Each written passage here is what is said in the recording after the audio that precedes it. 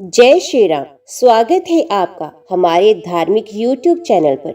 आप सभी भक्त जनों को विजयदशमी दशहरा की ढेर सारी शुभकामनाएं। बुराई पर अच्छाई की जीत और असत्य पर सत्य की जीत का उत्सव होता है विजयदशमी का उत्सव। और इस दिन मां कात्यायनी दुर्गा ने देवताओं के अनुरोध पर महिषासुर नाम के दैत्य का वध किया था। तब से इस दिन विजय उत्सव मनाया जाने लगा। इसी कारण इसे विजयादशमी भी कहा जाता है। विजया माता का ही एक नाम है और ये पर्व प्रभु श्री राम के काल में भी मनाया जाता था और भगवान श्री कृष्ण के काल में भी।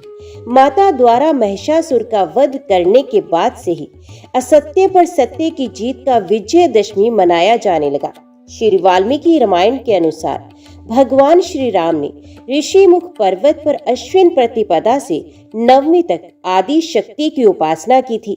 इसके बाद भगवान श्री राम इसी दिन किष्किंधा से लंका के लिए रवाना हुए थे।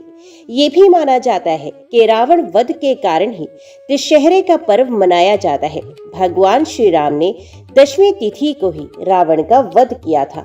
श्री राम ने रावण का वध करने से पहले नीलकंठ पक्षी को देखा था और इसीलिए नीलकंठ पक्षी को शिवजी का रूप माना जाता है। इसलिए दशहरे के दिन नीलकंठ पक्षी को देखना बहुत ही शुभ माना जाता है। ये भी कहा जाता है कि इसी दिन पांडवों को वनवास हुआ था और वे वनवास के लिए प्रस्थान कर गए थे।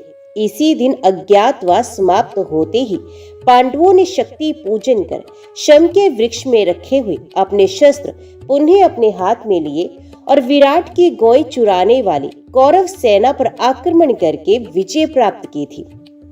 इस दिन पांडवों ने कौरवों पर विजय प्राप्त की थी। ये भी कहा जाता है कि इसी दिन भगवान शिव की पत्नी देवी सती अपने पिता दक्ष के यज्ञ की अग्नि में समा गई थी। माना जाता है कि दशहरे के दिन ही कुबेर देव ने राजा रघु को स्वर्ण मुद्रा देते हुए शमी की पत्तियों को सोने का बना दिया था। तभी से शमी को सोना देने वाला पेड़ माना जाता है। ये भी कहा जाता है कि एक ब्राह्मण ने एक राजा से दक्षिणा में 1,00,000 स्वर्ण मुद्राएं मांग ली थी। तो चिंतित राजा ने एक दिन का समय मांगा। राजा को स्वप्न में भगवान ने दर्शन देकर कहा कि तुम शमी के पत्ते लेकर आओ, मैं उसे स्वर्ण मुद्रा में बदल दूंगा। ये स्वप्न देखने के बाद राजा की नींद खुल गई और उसने उठकर शमी के पत्ते लाने के लिए अपने सेवकों को साथ ले लिया और फिर सुबह तक शमी के बहुत सारे पत्ते एकत्रित कर लिए और तभी दिव्य चमत्कार हुआ और सारे के सारे शमी के पत्ते स्वर्ण में बदल गए। तभी से इस दिन शमी के पेड़ की पूजा का प्रचलन भी प्रारंभ हुआ। विजयदशमी के दिन मुख्य रूप से रावण के पुतले का दहन किया जाता है। आखिरकार रावण में ऐसा क्या था जो हर साल उसका पुतला दहन करके दशहरा मनाया जाता है। रावण का जीवन रहस्यों से भरा हुआ था। एक तरफ तो उसके परम शिव भक्त होने की बात कही जाती है और उसे प्रकांड विद्वान ब्राह्मण माना जाता है। दूसरी तरफ हर साल दशहरे पर उसका पुतला फूंका जाता है। आखिर रावण का चरित्र एक विद्वान ब्राह्मण होने के बाद भी इतना दूषित कैसे हो गया कि लोग उसे घृणा भरी नजरों से देखते हैं और हर साल उसका पुतला जलाकर दशहरे का त्योहार मनाते हैं। तो प्रिय भक्त जनों, आज विजयदशमी के शुभ अवसर पर आप इस कथा को भी सुनेंगे। उससे पहले सुनिए भगवान श्री राम और एक बुढ़िया की कहानी। जब भगवान श्री राम ने एक बुढ़िया पर कृपा की तब कैसे उनका जीवन बदल गया, ये आज की सुंदर कहानी के माध्यम से आप जान पाएंगे। इसलिए आप सभी से अनुरोध है, आज की इन कथाओं को आप पूरा अवश्य सुनेगा और सुनकर कमेंट बॉक्स में जय श्री राम जरूर लिखिएगा। अगर कथाएं अच्छी लगे तो वीडियो को लाइक जरूर कीजिएगा। तो सुनिए आज की कथाएं। प्राचीन कथा के अनुसार भगवान श्री राम, माता सीता और भगवान लक्ष्मण जी वनवास को जा रहे थे और उस समय भगवान श्री राम ने थोड़ी देर विश्राम करने का निश्चय किया। तब जहां पर भगवान श्री राम विश्राम कर रहे थे वहीं पास में ही एक बुढ़िया रहती थी। भगवान श्री राम, लक्ष्मण जी और सीता माता जी उस बुढ़िया के घर गए। उस समय बुढ़िया सूत काट रही थी। बुढ़िया ने श्री राम, लक्ष्मण जी और सीता माता का आदर पूर्वक स्वागत किया और उन्हें स्नान ध्यान करवाकर भोजन करने के लिए कहा। तो भगवान श्री राम कहने लगे कि माता, मेरा हंस भी तो बहुत भूखा है, इसके लिए पहले मोती ला दो। बाद में मैं भोजन करूंगा। ये सुनकर बुढ़िया तो बहुत परेशान हो गई, लेकिन बुढ़िया अपने घर आए हुए मेहमानों का निरादर नहीं करना चाहती थी। इस वजह से वे दौड़ते दौड़ते अपने नगर के राजा के पास गई और उसे उधार में मोती देने को कहा। बुढ़िया की हैसियत नहीं थी कि राजा को मोती लौटा सके, लेकिन फिर भी बुढ़िया पर तरस खाकर राजा ने उसे मोती दे दिया। बुढ़िया बड़ी खुशी हुई और दौड़ते हुए वे घर पहुंची और उस मोती को लाकर उसने भगवान श्री राम के हंस को खिला दिया। हंस को खाना खिलाने के बाद बुढ़िया ने भगवान श्री राम को भी भोजन कराया।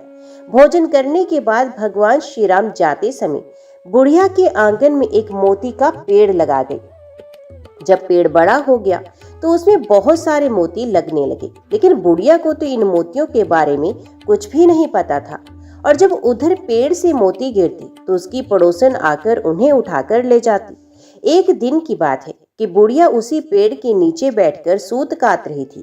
तभी पेड़ से एक मोती गिरा। बुढ़िया ने तुरंत वह मोती उठाया और उसे राजा के पास ले गई। बुढ़िया के पास इतने सारे मोती देखकर राजा को बहुत हैरानी हुई।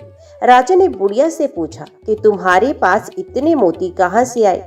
तब बुढ़िया ने अपने राजा को बताया कि उसके आंगन में एक मोती का पेड़ है।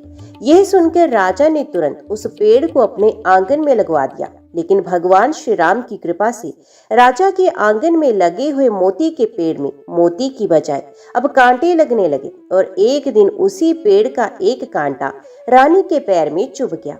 रानी के पैर में कांटा चुभने के बाद उन्हें बहुत पीड़ा हुई और वे चिल्लाते चिल्लाते राजा के पास आ गई। ये देखकर राजा ने उस पेड़ को फिर से बुढ़िया के आंगन में लगवा दिया। भगवान श्री राम की कृपा से पेड़ में फिर से मोती लगने लगे। अब जब जब पेड़ में मोती गिरते तो बुढ़िया उन्हें उठाकर प्रभु के प्रसाद के रूप में सभी को बांट देती। तो प्रिय भक्तजनों, इस तरह से भगवान श्री राम ने उस बुढ़िया पर कृपा की। इस कहानी को सुनते, कहते और हुंकारा भरने वाले सभी भक्तों पर कि प्रभु आप वैसे ही कृपा करना जैसे आपने उस बुढ़िया माई पर की। तो सभी प्रेम से बोलो, मर्यादा पुरुषोत्तम भगवान श्री राम की जय, बुढ़िया माई की जय। श्री वाल्मीकि रामायण में बताया गया है कि रावण पुलस्त्य मुनि के पुत्र महर्षि विशर्वा और राक्षसी कैकसी का पुत्र था। रावण के जन्म की कहानी आरंभ होती है समुद्र मंथन से। समुद्र मंथन से निकले अमृत को पीकर जब देवता गण राक्षस से अधिक शक्तिशाली हो गए और हर युद्ध में उन्हें पराजित करने लगे, तो राक्षसों को चिंता होने लगी कि इस तरह तो उनके समूचे कुल का नाश हो जाएगा और राक्षसों के साम्राज्य का अंत हो जाएगा। तब सर्वसम्मति से राक्षसों के बीच में इस बात पर सहमति बनी कि राक्षसों की पुत्री ऐसी शक्तिशाली पुरुष को जन्म दे जो ब्राह्मण भी हो और राक्षसों के कहने पर देवताओं के साथ युद्ध करके उन्हें हरा भी सके। मन में यही विचार लिए राक्षस राज सुमाली अपने पुत्री कैकसी के पास पहुंचा और उससे कहा कि पुत्री, अब तुम विवाह योग्य हो चुकी हो और मेरे भय के कारण कोई सुयोग्य तुम्हारा हाथ मांगने मेरे पास नहीं आता। इसलिए मैं चाहता हूँ कि तुम राक्षस वंश के लिए कल्याण के लिए महाप्रकर्मी ऋषि विशर्वा से विवाह करो और एक तेजस्वी और पराक्रमी बालक को जन्म दो। कैकसी ने अपने कर्तव्य का पालन किया। अपने पिता से आज्ञा लेकर वे ऋषि विशर्वा से मिलने के लिए पाताल लोक से पृथ्वी लोक को निकल पड़ी। पृथ्वी लोक तक पहुंचते पहुंचते कैकसी को काफी समय लग गया और इसी कारण वे शाम को जब दोनों वक्त मिले ऋषि विशर्वा के आश्रम पर पहुंची। यहाँ आकर कैकसी ने ऋषि विशर्वा को चरण स्पर्श किया और फिर अपने मन की इच्छा उन्हें बताई। कैकसी की बातों को सुनकर ऋषि विशर्वा उसे विवाह करने को तैयार हो गए, लेकिन साथ ही उन्होंने कैकसी से ये बात भी कही कि तुम शाम की बेला में मेरे पास आई हो, इसलिए मेरे पुत्र क्रूर और बुरे कर्म करने वाले होंगे और उनकी शक्ल भी राक्षसों जैसी होगी, लेकिन मेरा तीसरा पुत्र मेरी तरह धर्मात्मा होगा। फिर इसी तरह ऋषि विशर्वा और कैकसी ने रावण, कुंभकर्ण, पुत्री शूर्पणखा को जन्म दिया। सबसे आखिर में और तीसरे पुत्र के रूप में धर्मात्मा विभीषण का जन्म हुआ। लंका का राजा रावण अत्यंत शक्तिशाली और विद्वान था। उसे शिव भक्त, वेदों का ज्ञाता और महान योद्धा भी माना जाता था, लेकिन वे अत्यधिक अहंकारी और दुराचारी हो गया था। उसकी बहन शूर्पणखा का अपमान श्री राम और लक्ष्मण जी ने किया था, जिसके बाद बदला लेने के उद्देश्य से रावण ने छलपूर्वक भगवान श्री राम की पत्नी सीता जी का अपहरण कर लिया और उन्हें वे लंका में ले आया। सीता जी को रावण ने अपने महल के बगीचे अशोक वाटिका में रखा, जहां वे उन्हें बार बार अपनी पत्नी बनने के लिए कहता था, लेकिन सीता जी ने इस प्रस्ताव को ठुकरा दिया और केवल श्री राम की प्रतीक्षा की। उधर जब श्री राम जी को सीता जी के अपहरण का पता चला तो वे उन्हें ढूंढने के लिए निकल पड़े। रास्ते में उन्हें हनुमान जी और सुग्रीव जी जैसे मित्र मिले, जिनकी सहायता से श्री राम ने वानर सेना का निर्माण किया। हनुमान जी ने लंका जाकर सीता जी का पता लगाया और फिर श्री राम और उनकी वानर सेना समुद्र पार करके लंका की ओर बढ़ी।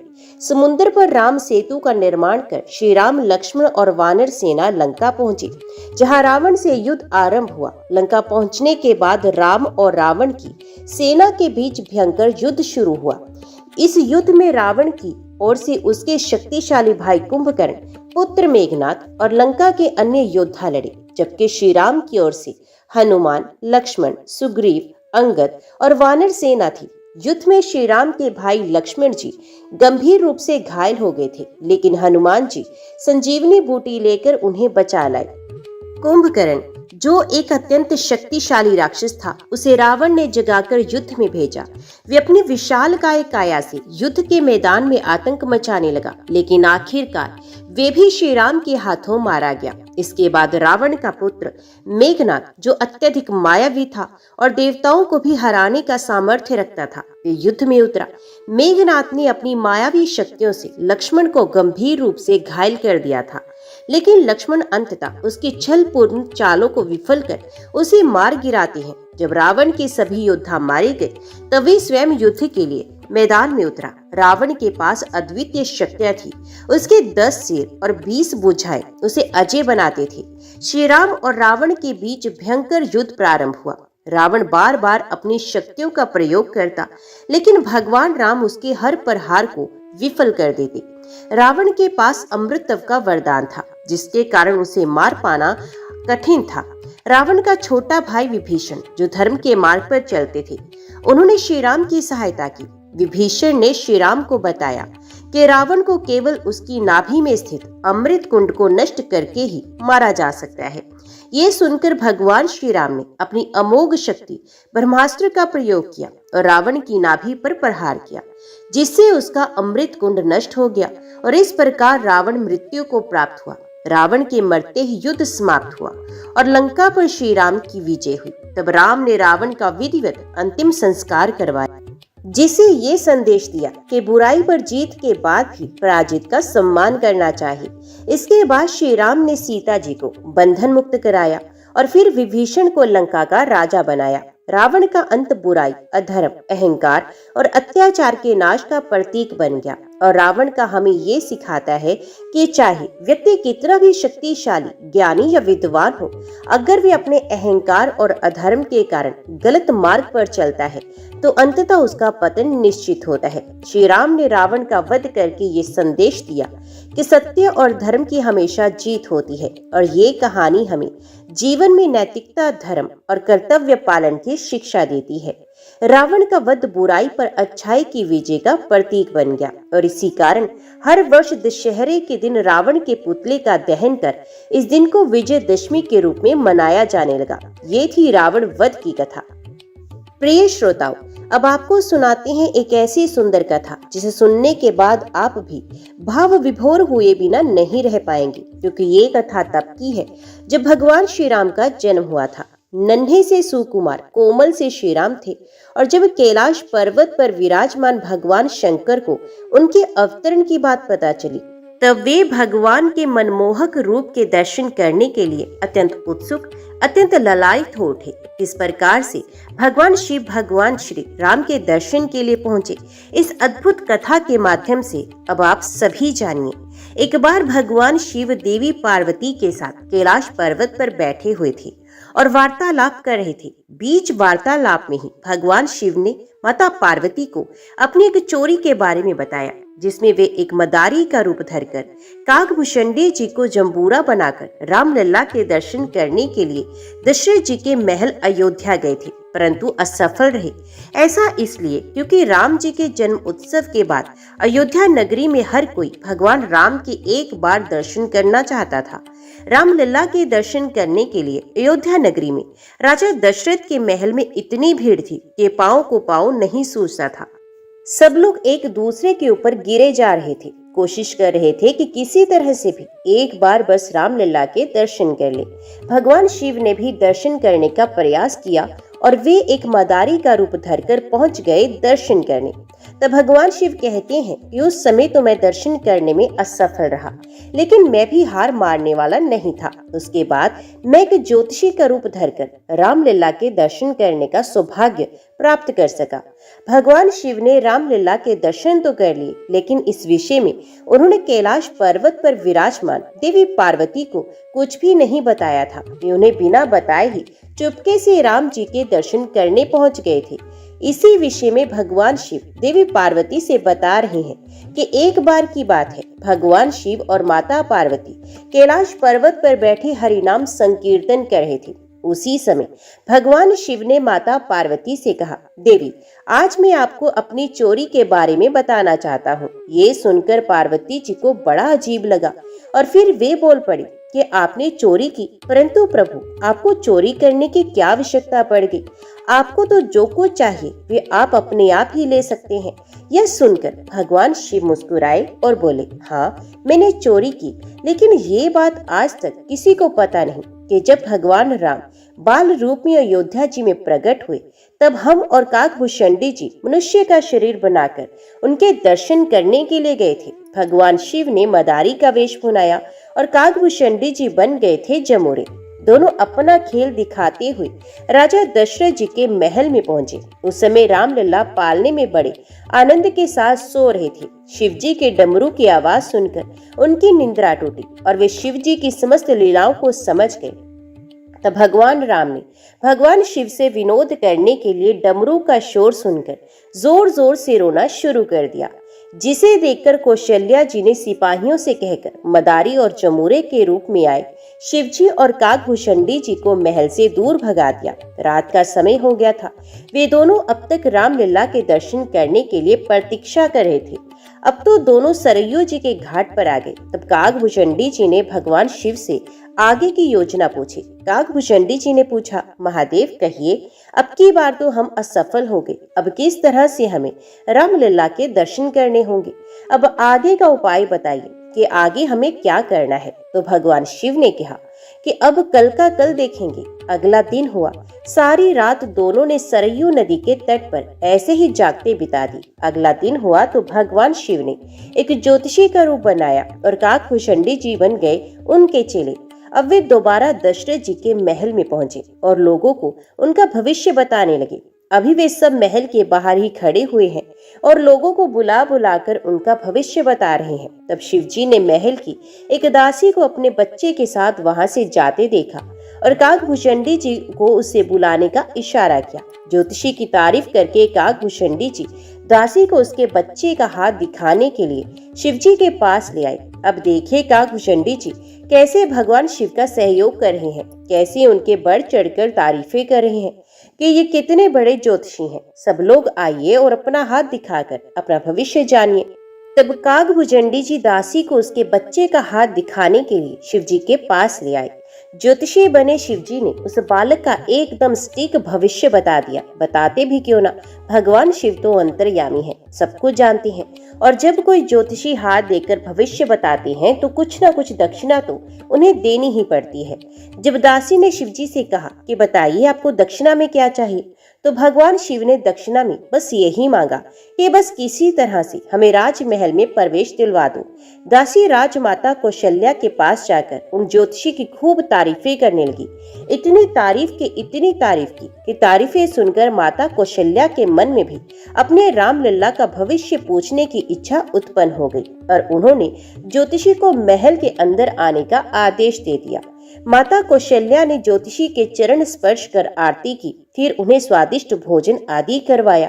इसके बाद चारों राजकुमारों राम, लक्ष्मण, भरत, शत्रुघ्न को भी ज्योतिषी रूपी शिवजी के चरण स्पर्श कराए। भगवान शिव राम जी का दर्शन पाते ही इतने प्रसन्न हुए कि उन्हें देखते ही समाधि में चले गए। एकदम मौन के मौन रह गए। जो हाथ जहां था वहीं रुका रहा। आंखें पलक झपकाना भूल गई। और तो और भगवान शिव तो अपनी सांस रोककर खड़े ही रह गए। बहुत सारा समय ऐसे ही बीत गया। अब ये सारी स्थिति देखकर माता कौशल्या बड़ी परेशान हुई। तब भगवान श्री राम ने अपनी लीला से सारी स्थिति को संभाला और सोचने लगे, कहीं ऐसा न हो माता कौशल्या को मेरे भगवान होने की बात पता चल जाए। अगर मेरी मैया को ये बात पता चल गई तब तो वे मुझे एक भगवान की तरह से ही मेरा ध्यान रखेंगी। हो सकता है मुझे मंदिर में बिठा दे और फिर मेरी आरती करे, मेरी पूजा पाठ करे।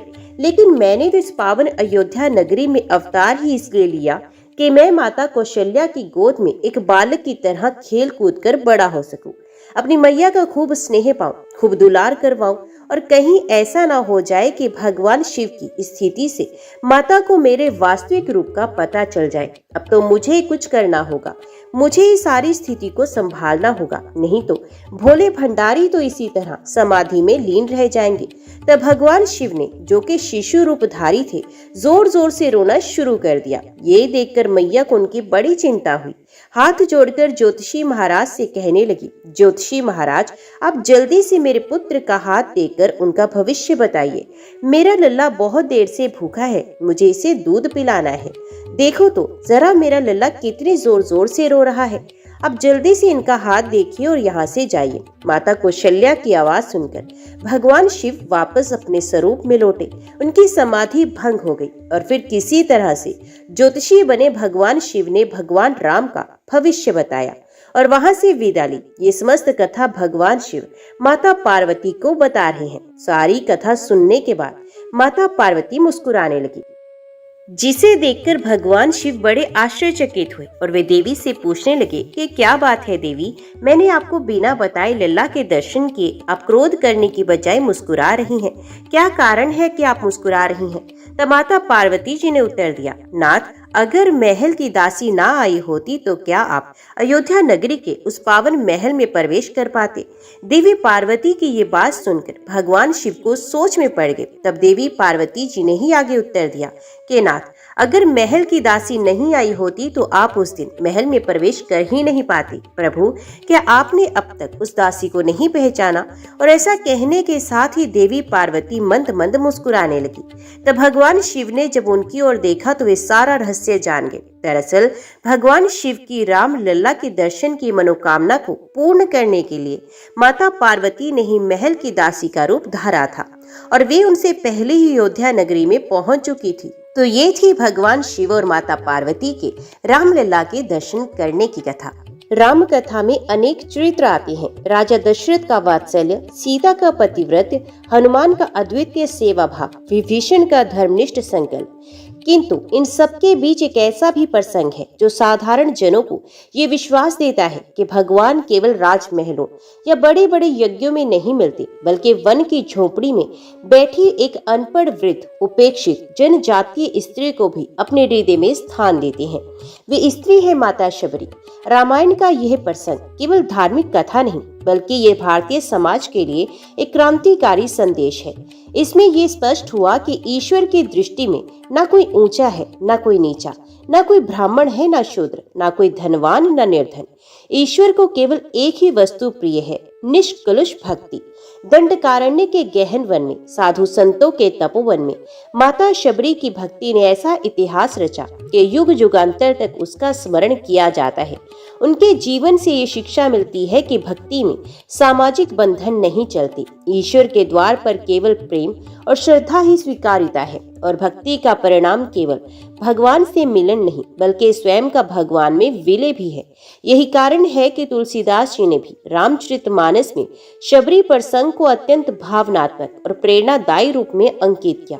इस कथा का आरंभ करने से पहले एक बात का ध्यान रखने योग्य है। जब हम शबरी का स्मरण करते हैं तब ये केवल एक वृद्धा और राम का मिलन नहीं, ये तो मानव आत्मा और परमात्मा के मिलन की प्रतीक कथा है। राम है परम सत्य, शबरी है साधक आत्मा। दोनों का मिलन तब होता है जब आत्मा का हृदय पूर्ण रूप से प्रेम, श्रद्धा और विश्वास से भर जाता है। यही संदेश इस कथा का मूल है। तो चलिए अब शुरू करते हैं माता शबरी की कथा। शबरी के पिता अपनी जनजाति के मुखिया थे। उनके जीवन में शिकार, उत्सव और प्रकृति पूजन का महत्व था। शिक्षा और शास्त्र का वहां कोई स्थान नहीं था, लेकिन हृदय की सरलता और स्वाभाविक श्रद्धा उनकी संस्कृति की विशेषता थी। कन्या शबरी बचपन से ही अपने साथियों से भिन्न दिखाई देती थी। जहां अन्य बालिकाएं खेल तमाशे में मन लगाती, वहां शबरी प्राय एकांत में बैठकर पक्षियों की चहचहाट, जलधारा की कलकल और वन फूलों की सुगंध का रस लेती। उन्हें लगता मानो इस सृष्टि के पीछे कोई अदृश्य शक्ति है जो सबको संचालित करती है। शबरी बचपन से ही अत्यंत संवेदनशील थी। यदि किसी पशु का पैर कांटे में चुभ जाता तो वे तुरंत दौड़कर कांटा निकालती। यदि किसी पंछी का बच्चा घोंसले से गिर पड़ता तो उसे सावधानी से उठाकर पुनः डाल देती। उनकी दयालुता को देखकर कभी कभी लोग हंसते भी, क्योंकि आदिवासी समाज में कठोरता को बल का प्रतीक माना जाता था। लेकिन शबरी का हृदय करुणा से भरा था। समाज में नियम था कि विवाह से पूर्व एक विशेष अनुष्ठान होगा जिसमें बलि चढ़ाई जाएगी। शबरी जब इस प्रथा को देखती तो उनके हृदय में पीड़ा होती। उन्हें लगता, क्या ईश्वर को रक्त और हिंसा से प्रसन्न किया जा सकता है? क्या प्रकृति को सृजन देने वाली शक्ति ही विनाश चाहती है? ये प्रश्न उनके भीतर गहराई तक बैठ गया। धीरे धीरे उनका मन और भी वैराग्यमयी होता गया। वे सोचती, यदि इस जगत का संचालन कोई महान शक्ति करती है तो उसे करुणा अवश्य प्रिय होगी। सच्चा देवता वही है जो सबके प्राणों का रक्षक हो। इन्हीं प्रश्नों और विचारों ने उन्हें सामान्य जीवन से भिन्न मार्ग पर खड़ा कर दिया। जब उनका विवाह तय हुआ और बलि का दिन निकट आया, तब शबरी के भीतर का करुणा सागर उमड़ पड़ा। वे उस अनुष्ठान में सम्मिलित होना नहीं चाहती। उसी रात उन्होंने निश्चय किया कि वे अपने गांव, परिवार और समाज सबको छोड़कर निकल जाएंगी, लेकिन हिंसा की उस परंपरा में सहभागी नहीं होंगी। रात्रि का अंधकार छाया हुआ था, सब सोए हुए थे। शबरी ने चुपचाप वन की ओर प्रस्थान किया। उनके पैरों में कोई जूते नहीं, हाथ में कोई वस्त्र या भोजन नहीं, केवल हृदय में एक दृढ़ निश्चय था, मैं उस शक्ति की खोज करूंगी जो प्रेम और करुणा से भरी हो। कई दिनों तक वे अनजाने पथों पर भटकती रही, कभी फल खाकर, कभी जड़ों से पेट भरकर, तो कभी केवल जल पीकर वे जीवित रही। लेकिन उनके भीतर का संकल्प अडिग रहा। इस यात्रा में उन्हें अनेक साधु संत, तपस्वी और आश्रम दिखाई दिए।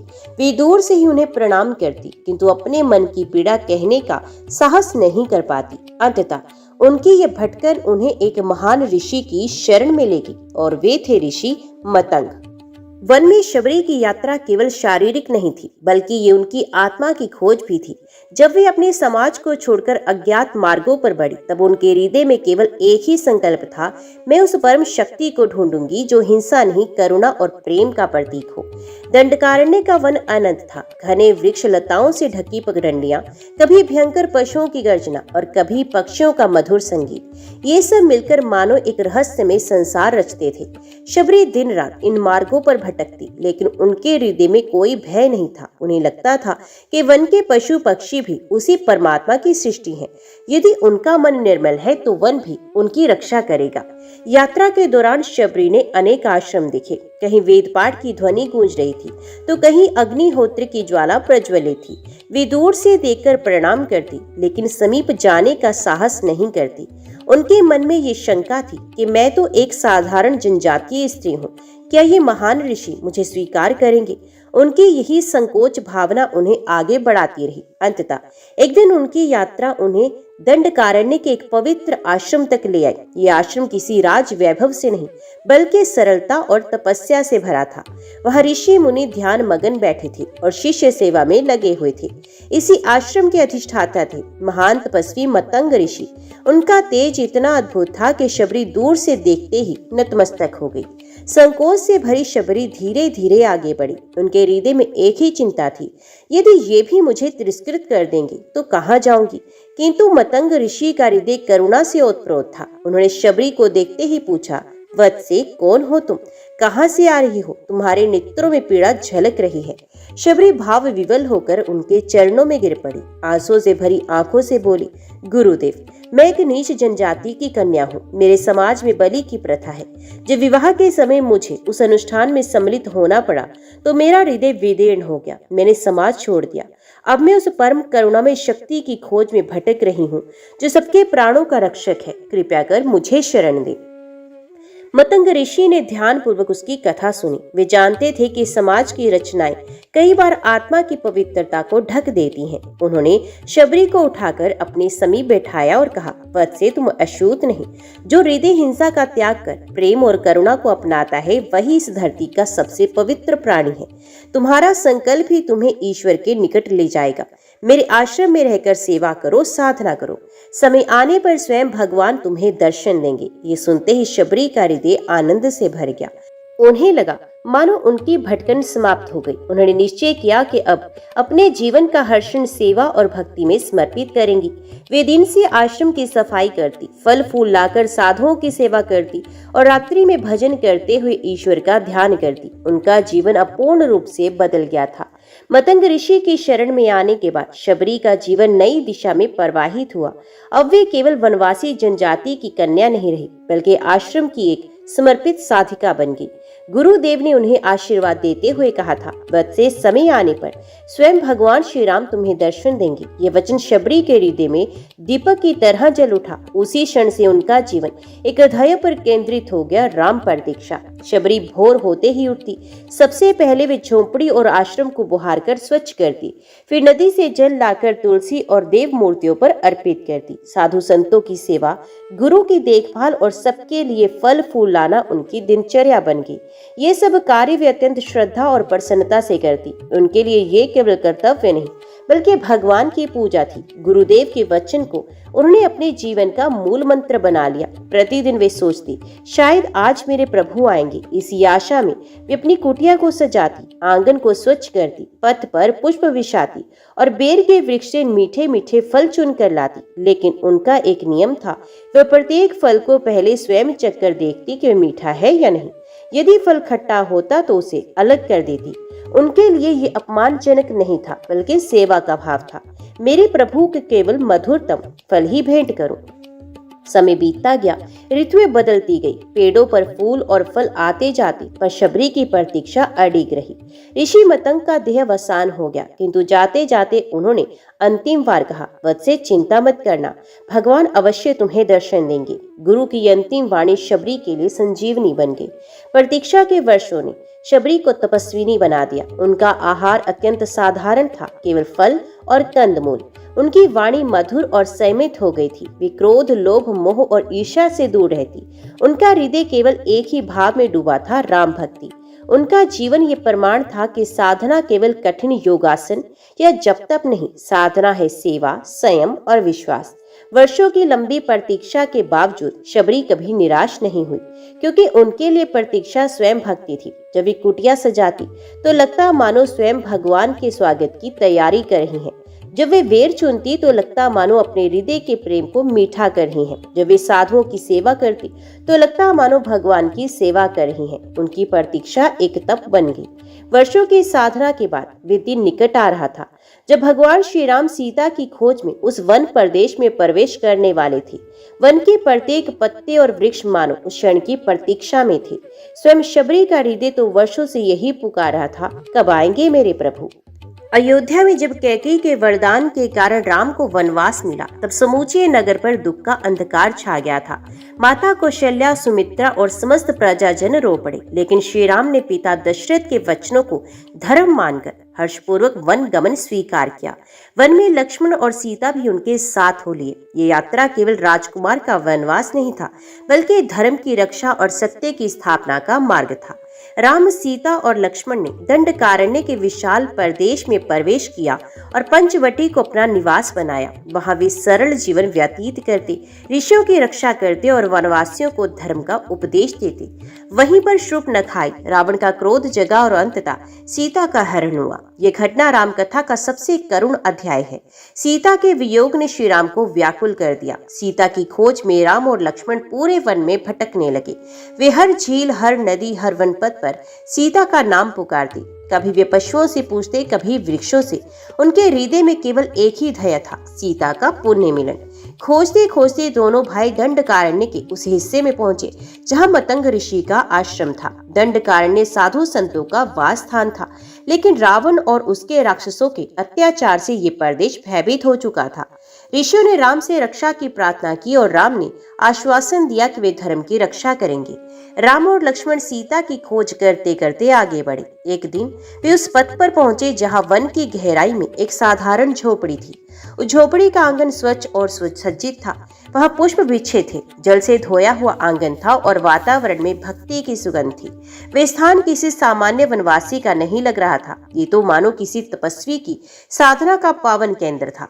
राम ने लक्ष्मण से कहा, भाई देखो, ये झोपड़ी कितनी पवित्र और मनोहर है। यहाँ अवश्य कोई महान भक्त निवास करता है।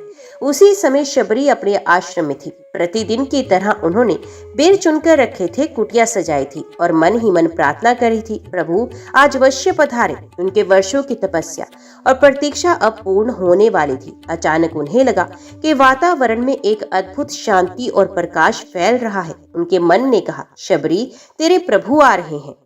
वन पथ से चलते हुए राम और लक्ष्मण जब उस झोपड़ी के समीप पहुंचे तो वहां की पवित्रता ने उनके चरण रोक दिए। आंगन में बिछे पुष्प, स्वच्छता और भीतर से आती भजन ध्वनि ने वातावरण को दिव्य बना दिया। राम मुस्कुराए और बोले, लक्ष्मण ये स्थान तप, संयम और भक्ति से परिपूर्ण है। यहाँ कोई महान आत्मा निवास करती है। इतना कहती ही दोनों झोपड़ी की ओर बढ़े। झोपड़ी के भीतर वृद्धा शबरी अपने प्रभु की प्रतीक्षा में बैठी थी। जैसे ही उन्होंने द्वार पर दो तेजस्वी पुरुषों को देखा तो उनका हृदय धड़क उठा। क्षण भर में उन्हें अनुभूति हो गई, यही मेरे राम हैं। उनकी आंखें आंसुओं से भर गई। कांपते हुए कदमों से वे दौड़कर बाहर आई और प्रभु के चरणों में गिर पड़ी। शबरी ने कंपित स्वर में कहा, प्रभु वर्षों से मैं केवल इसी दिन की प्रतीक्षा कर रही थी। आज मेरा जीवन सफल हुआ। राम ने उन्हें स्नेहपूर्वक उठाया और कहा, माँ तुम धन्य हो। तुम्हारी भक्ति ने हमें यहाँ तक खींच लाया है। जाति या रूप से नहीं, केवल प्रेम से भगवान प्रसन्न होते हैं। लक्ष्मण भी ये दृश्य देखकर भाव विभोर हो गए। शबरी के हृदय में एक ही चिंता थी, मेरे प्रभु भूखे होंगे। वे तुरंत अपने संचित बेर लेकर आई, किंतु उनकी आदत थी कि हर फल को पहले स्वयं चखकर देखती थी। यदि फल मीठा होता तो प्रभु को देती, यदि खट्टा होता तो अलग रखती। इस प्रकार उन्होंने अपने प्रेम से परखे हुए मीठे बेर राम को अर्पित किए। राम ने प्रेम पूर्वक उन बेरों को ग्रहण किया और बड़े आनंद से खाए। लक्ष्मण ने संकोच से कहा, भैया ये तो पहले चखे हुए फल है। राम ने मुस्कुराकर उत्तर दिया, भाई लक्ष्मण इन फलों का रस केवल स्वाद में नहीं बल्कि भक्त के प्रेम में है।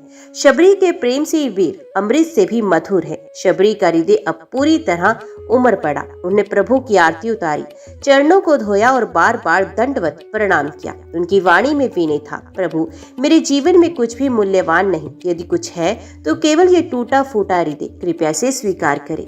राम ने करुणा से कहा, माँ तुम्हारा हृदय ही मेरे लिए सबसे बड़ा उपहार है। यही सच्ची बड़ी भक्ति है। वर्षों की तपस्या और प्रतीक्षा का शबरी को प्रतिफल मिला। जिस गुरु ने वचन दिया था वे सत्य सिद्ध हुआ। जिस हृदय ने जीवन भर केवल प्रेम और विश्वास संजोया था वे आज भगवान के चरणों में समर्पित हो गया। शबरी का जीवन अब पूर्ण हो गया था। प्रभु के चरणों में बैठकर शबरी ने विनम्र स्वर में कहा, प्रभु मैं तो अशिक्षित और अल्पज्ञ स्त्री हूँ। मैं ना मैं वेद जानती हूँ ना शास्त्र। मुझे तो केवल आपके नाम का ही सहारा है। कृपया कर ये बताइए कि सच्ची भक्ति क्या है, जिससे जैसे आपने मुझे स्वीकार किया वैसे ही हर कोई आपके समीप पहुंच सके। उनकी आंखों से आंसू बह रहे थे, लेकिन उन आंसुओं में दुख नहीं बल्कि श्रद्धा का समुद्र था। श्री राम ने स्नेह पूर्वक उनकी ओर देखा और मधुर स्वर में बोले, माँ भक्ति कठिन नहीं, ये किसी विशेष जाति, विद्या या साधन की मोहताज नहीं। भक्ति तो केवल हृदय की सरलता और समर्पण है। मैं तुम्हें नवधा भक्ति का उपदेश देता हूँ। इसे अपनाकर कोई भी साधक मेरे समीप पहुँच सकता है। राम बोले, पहली भक्ति है सत्संग, संतों और साधुओं की संगति करने से मन पवित्र होता है और ईश्वर भक्ति जागृत होती है। दूसरी भक्ति है मेरी कथा का श्रवण करना। जब साधक प्रेम पूर्वक भगवान की लीला सुनता है तो उसका हृदय मेरे साथ जुड़ जाता है। तीसरी भक्ति है गुरु और साधु की विनम्रता से सेवा करना। सेवा से अहंकार मिटता है और हृदय में दया प्रकट होती है। चौथी भक्ति है नाम संकीर्तन। भक्त जब बार बार प्रभु का नाम जपता और गाता है तो उसका मन हर क्षण ईश्वर में रमण करता है। पांचवी भक्ति है मन से स्तुति करना और मंत्र जप। इसमें शब्दों से अधिक हृदय की भावना का महत्व है। छठी भक्ति है इंद्रियों पर संयम और उत्तम आचरण। सत्य, करुणा, दया और धर्म का पालन ही सच्चा साधन है। सातवीं भक्ति है संतोष। जो भी परिस्थिति मिले उसमें प्रभु की कृपा मानकर प्रसन्न रहना ही वास्तविक शांति है। आठवीं भक्ति है ममता का त्याग और सबके प्रति समान दृष्टि। अपने पराये का भेद मिटाकर सबको ईश्वर का अंश मानना। नववीं और सर्वोत्तम भक्ति है पूर्ण आत्मसमर्पण।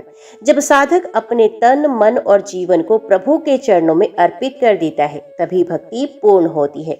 शबरी इन वचनों को सुनते ही बार बार प्रभु के चरणों में गिर जाती और उन्होंने कहा, प्रभु, मुझे लगता है कि मैंने अनजाने में ही इन सबका थोड़ा बहुत पालन किया है, लेकिन अब आपके उपदेश से मेरा मार्ग और भी स्पष्ट हो गया, मेरा जीवन धन्य हो गया। राम ने हर्षित होकर कहा, माँ, तुम्हारी भक्ति तो पहले ही पूर्ण है। तुम्हारी प्रतीक्षा, तुम्हारा विश्वास और तुम्हारा प्रेम ही नवदा भक्ति का सार है। तुम्हारे कारण ये वन पावन हो गया है। युग युगांतर तक तुम्हारी कथा भक्तों को प्रेरणा देगी। वर्षों की प्रतीक्षा, तप और संयम के बाद जिस दिन शबरी ने अपने प्रभु को पाया वह उनके जीवन का सबसे महान क्षण था। उनका तन मन अब किसी बोझ से मुक्त हो चुका था। वे बार बार सोचती, अब मेरे जीवन का उद्देश्य पूरा हो गया है, अब मुझे इस देह की आवश्यकता नहीं। राम ने उनका हाथ पकड़कर कहा, माँ, तुम अमर हो गई हो। युग युगांतर तक भक्त तुम्हारी कथा गाएंगे। तुम्हारे जीवन से ये सिद्ध हुआ कि भगवान केवल प्रेम से ही मिलते हैं, किसी बाहरी आडंबर से नहीं। लक्ष्मण भी ये सुनकर भाव विभोर हो उठे। उन्होंने शबरी को माता मानकर प्रणाम किया। शबरी ने विनम्र स्वर में कहा, प्रभु, अब मुझे इस संसार में कोई कार्य शेष नहीं। मेरा हृदय केवल आपके चरणों में समर्पित हो चुका है। कृपया कर मुझे अपनी शरण में ले लीजिए। राम ने करुणा से उनकी ओर देखा और आशीर्वाद दिया, माँ, तुम्हारा स्थान अब मेरे धाम में है। तुम्हारी आत्मा सदा मेरे चरणों में निवास करेगी। प्रभु के वचनों को सुनते ही शबरी ध्यान मगन हो गई। उनकी आंखें बंद हो गई, चेहरे पर दिव्य शांति छा गई। वे धीरे धीरे राम नाम का जप करती रही, राम राम राम। क्षण भर में उनकी आत्मा प्रभु के चरणों में विलीन हो गई। उनका शरीर वही आश्रम में शांत हो गया, लेकिन वातावरण दिव्य प्रकाश और सुगंध से भर गया। राम ने उनके शरीर को देखा और कहा, ये शरीर अब केवल एक आवरण नहीं, शबरी तो मेरे धाम में पहुंच चुकी है। उनकी भक्ति सदा अमर रहेगी। वन के पशु पक्षी भी उस क्षण मौन होकर मानो शबरी को विदा दे रहे थे। लक्ष्मण ने कहा, भैया, आज समझ आया कि सच्ची भक्ति कैसी होती है। ये माँ शबरी संसार की सबसे बड़ी साधिका है। शबरी के आत्म विलय से ये संदेश अमर हो गया। भक्ति जाति पाति, लिंग या समाज पर निर्भर नहीं। भक्ति केवल विश्वास, प्रेम और समर्पण का नाम है। ईश्वर तक पहुंचने का मार्ग बाहरी साधनाओं से अधिक हृदय की सच्चाई में है। उस दिन से माता शबरी का आश्रम तीर्थ बन गया। आने वाले युगों में भक्त वहां जाकर उस पावन भूमि को प्रणाम करने लगे। लोग कहते थे, यहाँ भी माता रहती थी जिन्होंने अपने प्रेम से भगवान राम को बांध लिया था। शबरी का जीवन और उनका आत्म विलय आज भी भक्तों को ये प्रेरणा देता है कि यदि हृदय में निष्कलुष प्रेम हो तो स्वयं भगवान भी साधक के द्वार पर आ ही जाते हैं। जय मां शबरी, जय श्री राम।